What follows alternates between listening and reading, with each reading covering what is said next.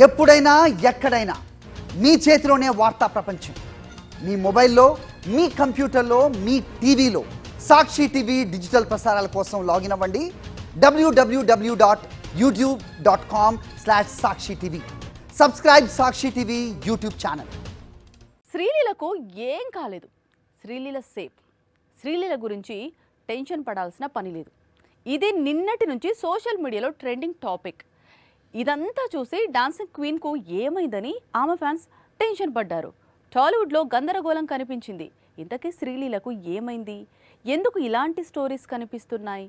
బాలీవుడ్ లో సయ్యారా రిలీజ్ కావడం ఏమో కానీ ఈ సినిమా వల్ల మోస్ట్ ఎఫెక్టెడ్ పర్సన్ మాత్రం శ్రీలీలే. బాలీవుడ్ లో సయ్యారా రిలీజ్ కావడానికి, ఈ సినిమా సూపర్ హిట్ కావడానికి శ్రీలీలకు ఏం సంబంధం అంటే అదో పెద్ద స్టోరీ.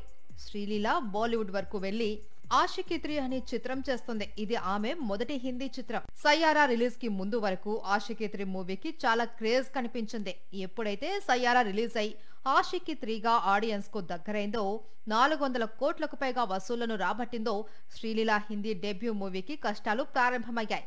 దీంతో ఆషికీ 3ని దర్శక నిర్మాతలు వాయిదా వేయక తప్పలేదు. సయ్యారా రిలీజ్ తర్వాత ఆషికీ 3 పోస్ట్ పోన్ కావడానికి మెయిన్ రీజన్ సయ్యారా కథ, ఆషికీ 3 కథ ఒకటే అని, సయ్యారా దారిలో ఆషికీ 3లో కూడా శ్రీలీల ఏదో హెల్త్ ఇష్యూ ఉంటుందని రూమర్స్ మొదలయ్యాయి. దీంతో ఆషికీ 3 దర్శకుడు అనురాగ్ బసు క్లారిటీ ఇవ్వాల్సి వచ్చింది. అసలు సయ్యారాకు ఆషికీ 3 స్టోరీకే సంబంధం లేదు అని చెప్పుకొచ్చాడు.